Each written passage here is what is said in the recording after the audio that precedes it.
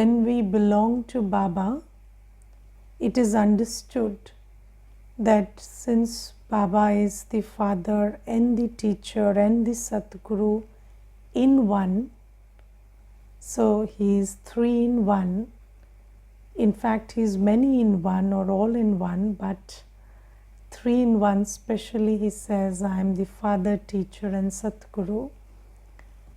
So I cannot say I belong to Baba, but I don't follow his teachings. Yes, so the father is the same as the teacher. So when we belong to Baba, there is a very subtle and unwritten contract that we have to follow Baba's teachings. We have to imbibe Baba's teachings. And Baba says that a child has yoga with the father. Yes, so when you are a child, do you remember you have only yoga with your parent? Yes, you don't know anybody other than your parent. And your world is your parent, and you have yoga with only your parent. And I have seen children, very little children, they would come on a visit somewhere with their parents, and even if a child gets, something to play with, and he gets really busy playing with it, and you feel like, he has forgotten the parent. But even if the parent is in the other room and the parent decides to leave, the child will just leave everything and get ready to go with the parent. Have you seen that? So he would know that now my parents are leaving and it is time out and I have to go. So he gets ready because he knows that I have to go with my parent. So Baba says, I am your parent, you are the child, and when you belong to me, when you accept yourself as my child and me as your parent, then what happens is you have yoga with me. And when you have yoga with me, you will burn your old sins. But this awareness, this experience of I am a child and my world is Baba, that has to be there for yoga. So that is one thing, when you belong to Baba and you always have yoga with Baba, your intellect is removed from the old world, then this one thing which happens is you burn your old sins. But the second thing is, you have to also earn punya karma. And that happens when you follow Baba's teachings, when you imbibe Baba's teachings. And Baba says that I am called the purifier because nobody else teaches you how to convert yourself from a papatma to a punyatma. Yes, so now you see that when the question of burning away old sins comes, then whenever so how do old sins manifest themselves? They manifest themselves in the form of some unfavorable situation. Yes, you understand that it makes sense for you to do something, and then there is an unfavorable situation coming from the body or coming from relationships or coming from your state of money or finance, or something in the mind that's driving you crazy, and that unfavorable situation is a settlement of past karma. Yes, so that's your past sin that has come. And more so, when you understand that according to Srimad, what is the right thing to do, and when you start following Srimad, then something from the past karma will come, and it will come and present itself. Yes. Now, why does Baba say that if you have Buddhi Yoga with me, then you will be able to burn your past sins? So we must understand this very well. So you see that there is this one sister, and she constantly has migraines. So whenever she wants to focus on the class, or she wants to get up for Amrit Vela, or she wants to do some seva, then she always has this migraine. And the thing is, the migraine is in the head, it's in the body. Now, what makes it worse is your attachment to the body. So, whenever there is a past karmic settlement coming up, then you get caught up in that karmic settlement because there is attachment to the body. And wherever there is attachment, if the karmic settlement is coming through the body and you have attachment in the body, then what will happen is you will start having thoughts of fear and worry, and what if this happens and that happens, and then that will stop you from doing the karma you need to do. Yes, so that becomes an obstacle. Now, when does something become an obstacle? When the means through which that karmic settlement is coming, you are attached to that. So, if there is a relationship which is posing a lot of challenge, but you are very attached to that relationship, then it becomes a problem. Yes, but otherwise, what needs to be done when a karmic settlement presents itself? So, you keep making effort until the settlement goes away. So, if you're not attached to the body, even if there is a migraine, so, you just get up and you sit in Baba's remembrance. And even if the head is throbbing, anyways the head will throb. So, you take a medicine or whatever you do for that headache. But what you do is, if you're not attached to the body and you have good Buddhi Yoga with Baba, then what will happen is you will just get up in the morning and sit in Baba's remembrance, and you will not think too much about the body. Although the pain is there, you will not suffer too much because of the body. And just like you endure it in any other manner, here you endure it in Baba's remembrance. And when you do that, the migraine also starts giving way to Baba's remembrance. And I remember there was this experience that one very senior sister in the yajna was sharing, and she said that that I used to have these migraines, and when I started following Srimad and I stopped having Buddhi Yoga with the body, and I just started doing whatever Baba says in remembrance, in love of Baba, then slowly the migraine also went away. So, whenever something comes up for settlement, if you are attached to that medium through which it is coming, then you will intensify the settlement.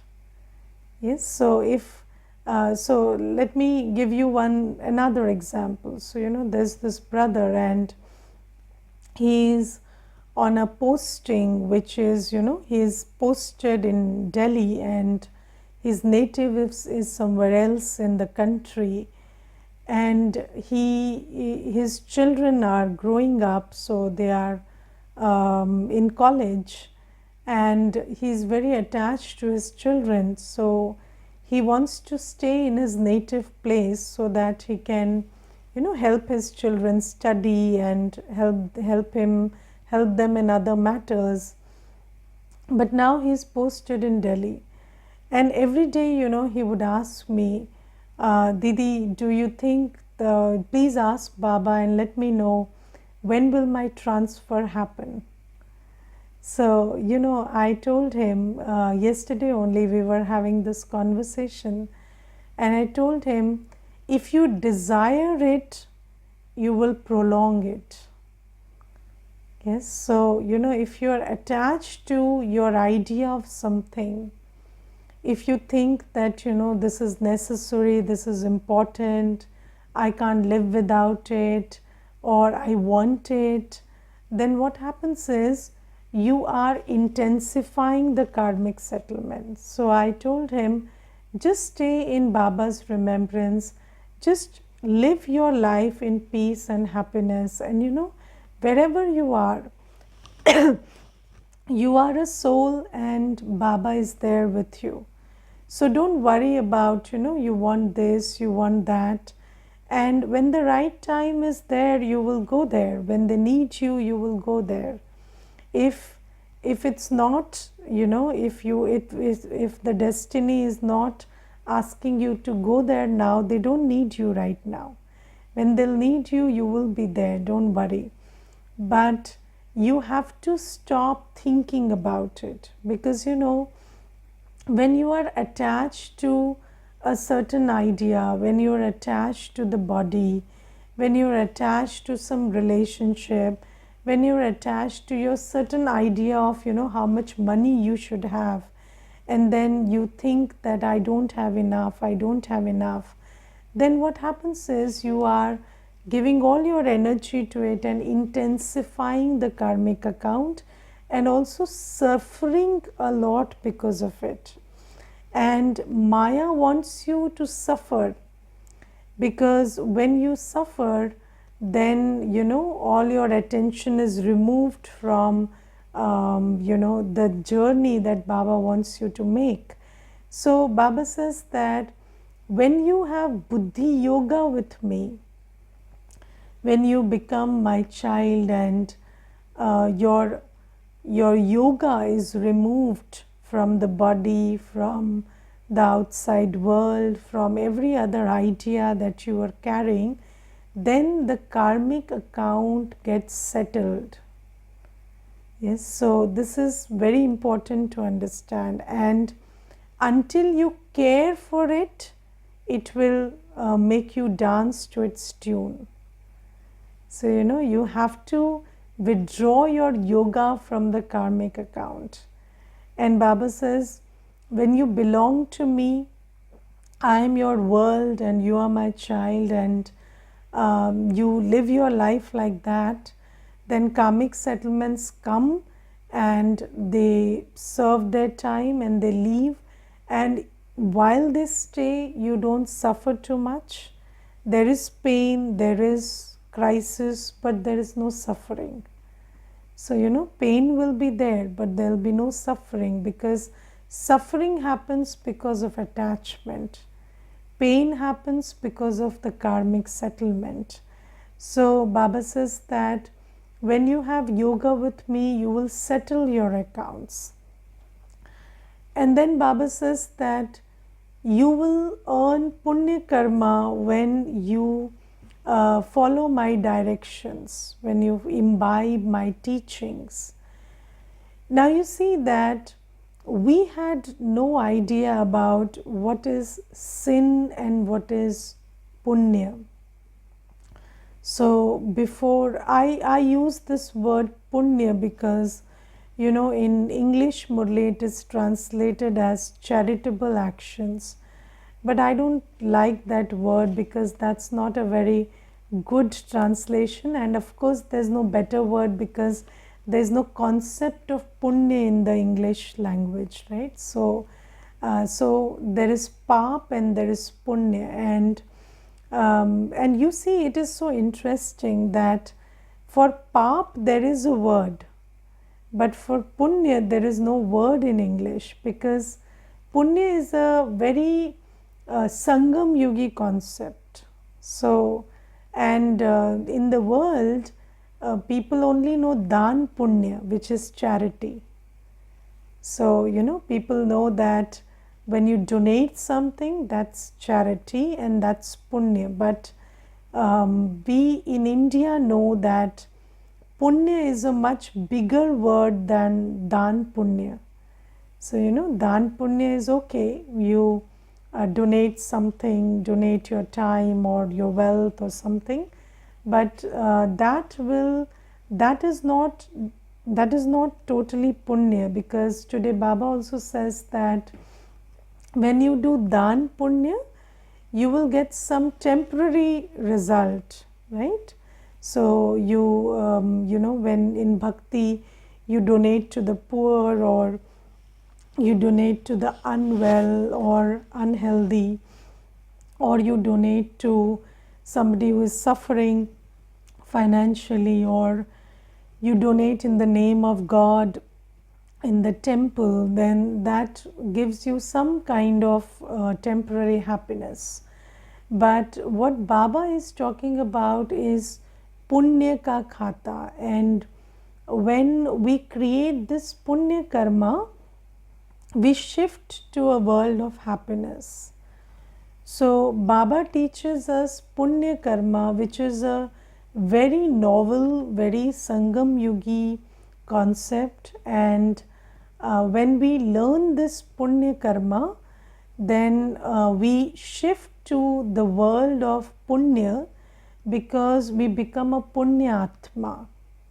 So that's what Baba is teaching us.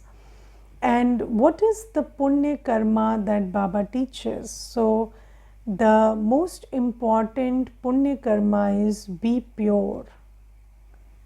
So Baba says that everybody wants to go to the soul world, and everybody wants to go to Krishna Puri, and anyways you don't want to live in a world of sorrow, you want to go to a world of happiness, but nobody knows the route, nobody knows the way. And do you take a rocket or a plane or a train to Paramdham, or you take a rocket or a plane or train to Satyug? So can you go there by climbing onto a rocket or a plane? Can you do that? No. But how do you go to Satyug, or how do you go to the soul world? So going to a soul world or Satyug is very different from going to Mount Abu.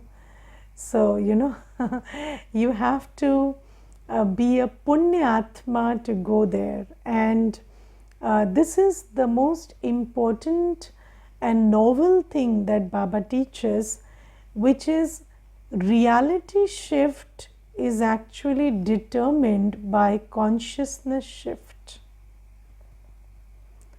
So you cannot shift your physical reality until you shift your consciousness.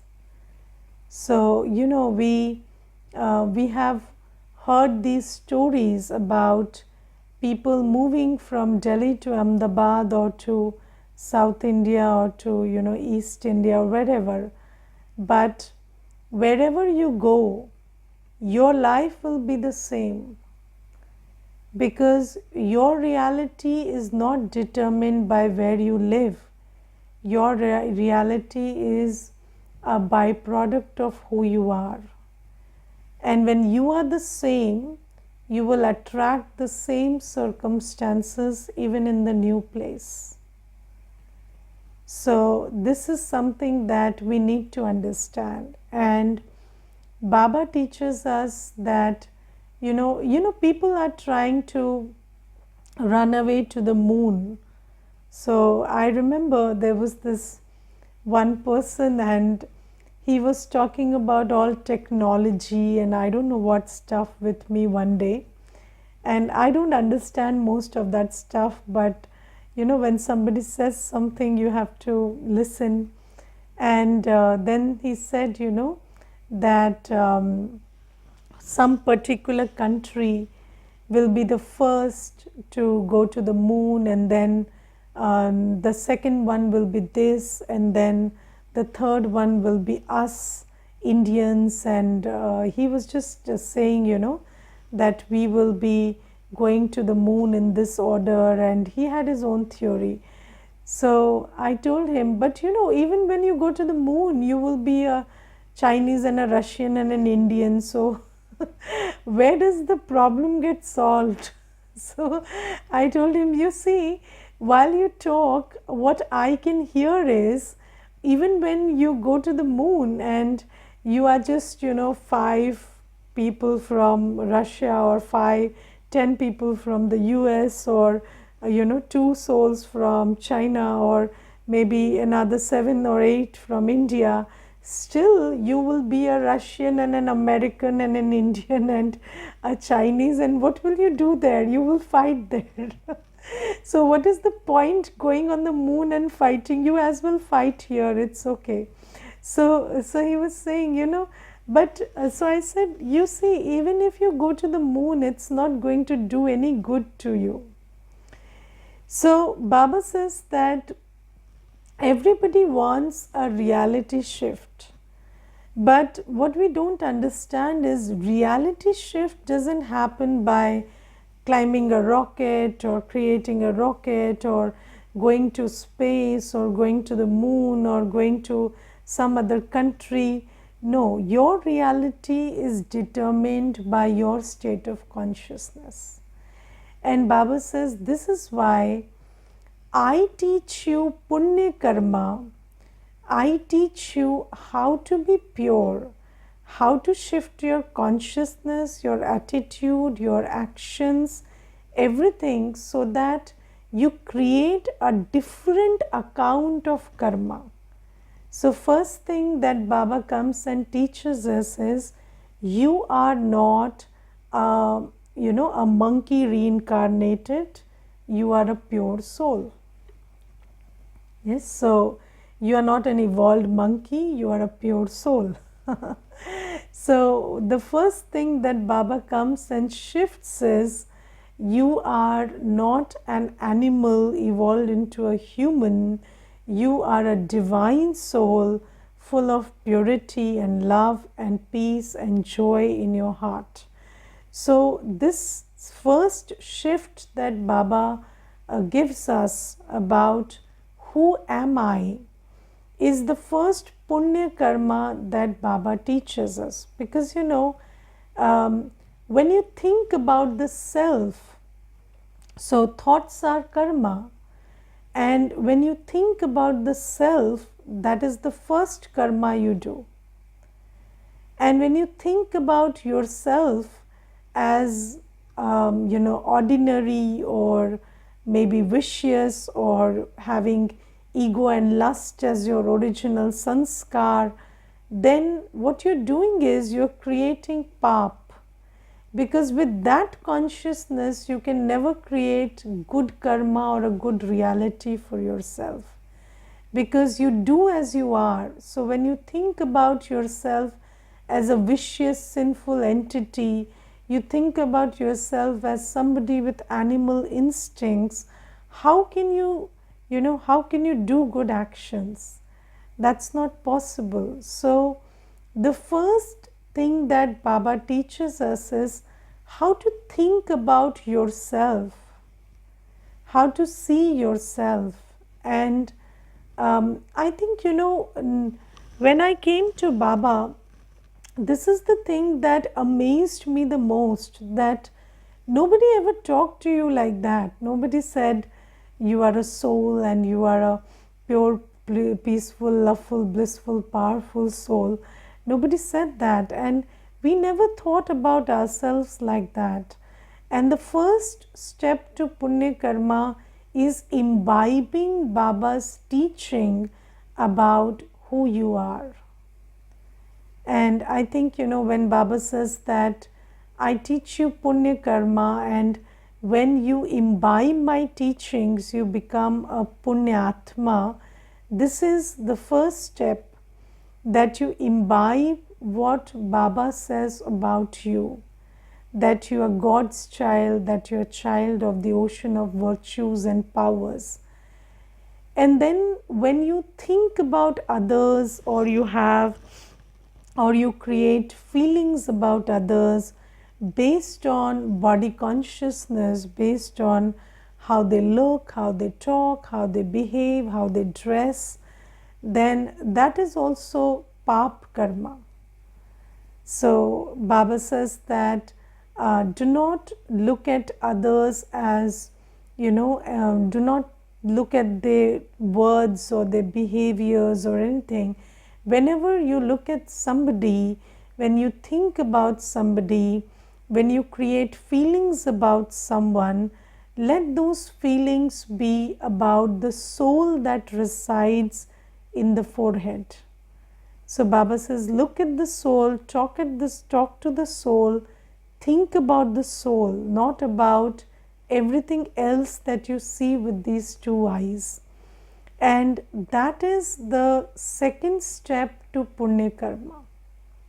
So when you start looking at everybody as a soul, then your thoughts, your feelings about everyone around you start becoming thoughts of good wishes and pure feelings. Yes, so, and when you look at them as, a Punjabi, a Bihari, and, a Bengali, and when you look at them as somebody who did this to you and that to you, and somebody who's educated or uneducated, then all your feelings are all over the place. But when you start looking at everybody as a soul, and you only want to have feelings which a soul should have for a brother soul, irrespective of whatever else is going on, that's the second aspect to creating punya karma. And then doing everything in God consciousness. So, looking at yourself as a master ocean of virtues, powers, and looking at yourself as in the light of the swamans that Baba gives us. Like Baba tells us, you are Master Vishwa Kalyankari. So, when you hold that teaching in your heart and you see yourself as the world benefactor, then think about the kind of karma you do.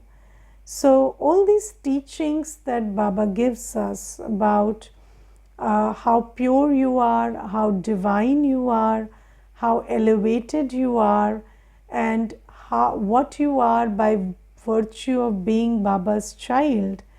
And when that sits in your buddhi and you start doing karma according to that swaman of yours, then you create punya karma. And Baba says you have to have an account of punya in this world, because low consciousness means impure karma.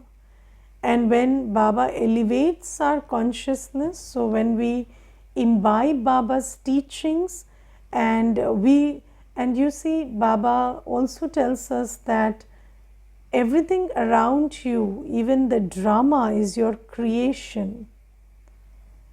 Yes, and Baba says, don't look at things and events and everything as they are, but just hold in your awareness what you want them to be, and they will start becoming like that. So, we always thought that man is a product or a victim of his circumstances.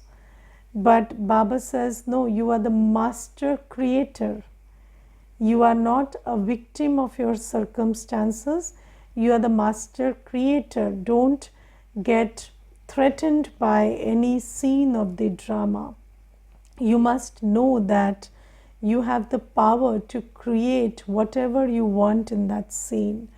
And this is how, Baba shifts us from somebody who is in low consciousness, creating pap karma under pressure all the time, to somebody who is very elevated and very divine, and who creates good karma in every step of the journey.